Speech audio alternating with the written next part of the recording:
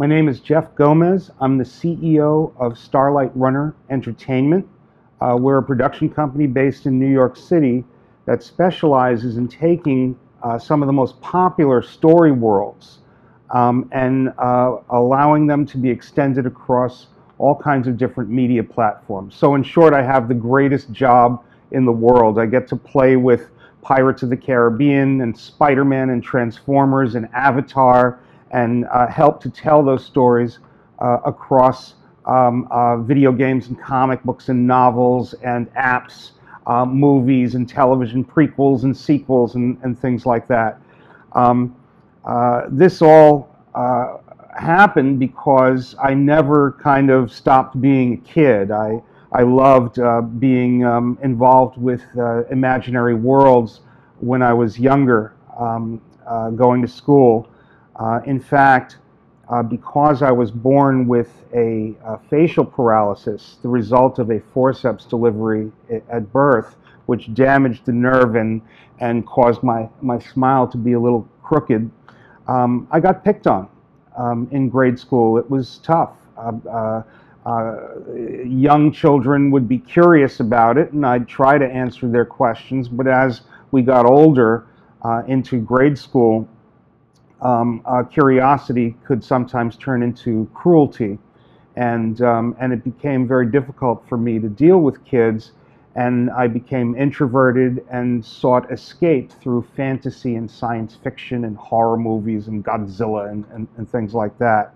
Now, as I got older, I went to college and became something of a writer. And one of my first jobs coming out of Queens College, City University of New York, was to become a school teacher. I became a creative writing teacher for the UB Blake Public School 25 in Bed-Stuy, Brooklyn. It's a rough neighborhood at the time. This was the mid-1980s. And it was difficult to control the classroom. Bullying, I'm afraid, that is physical and psychological and emotional intimidation was rampant and extremely difficult to control.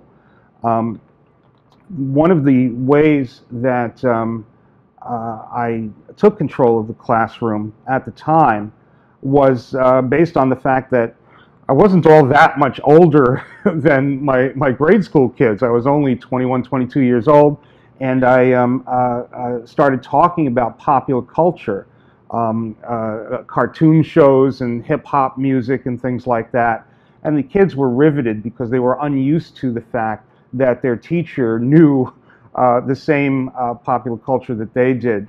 I developed a curriculum around pop culture that promoted creative writing, interpreting story, and allowing the kids to kind of think a little bit more deeply and interpret the music and the TV shows.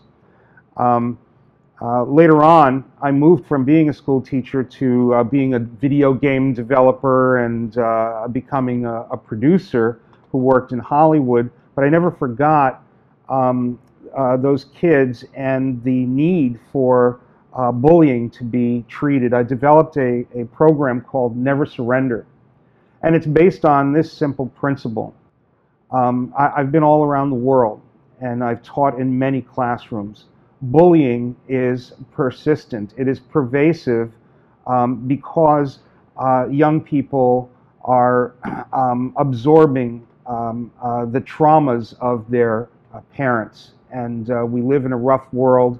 And parents pass down their anger and frustration and sometimes their ability to ignore kids, and they act out, and we have bullying. It's going to be very difficult to stop this. I am not an advocate of peace bubbles or timeout spaces or things that artificially cut out bullying just so that teachers can get through the day in the classroom. I am much more an advocate for teaching leadership skills, particularly to young people who are prone to being bullied. And so there are many ways to help children to adjust their posture, to become more attentive, to do their work and conduct themselves with greater intent. I've discovered that young people who do that, who have a kind of internal confidence and a behavior atmosphere that is preventative of a kind of diffused and unfocused conduct, they are much less likely to be bullied.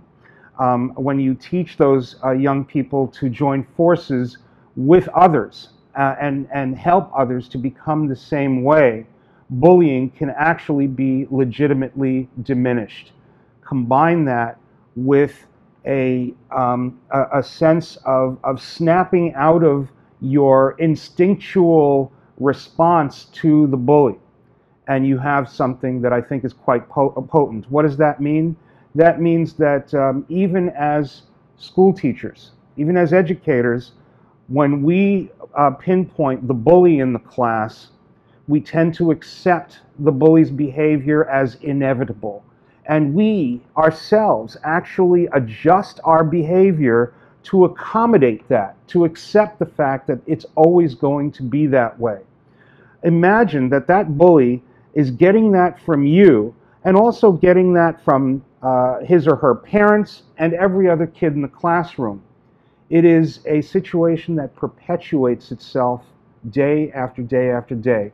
The key there is to break the pattern through listening. When we hear the bully genuinely and respond genuinely in a giving fashion without using fear or punishment as a feedback mechanism, the bully can actually open up and at least be given purpose, given some sense of intent in and of himself or herself, and pursue this. So this is a kind of combination of factors that go into handling bullying in the classroom that I advocate through my Never Surrender program, which you can read about by looking up Jeff Gomez and Never Surrender.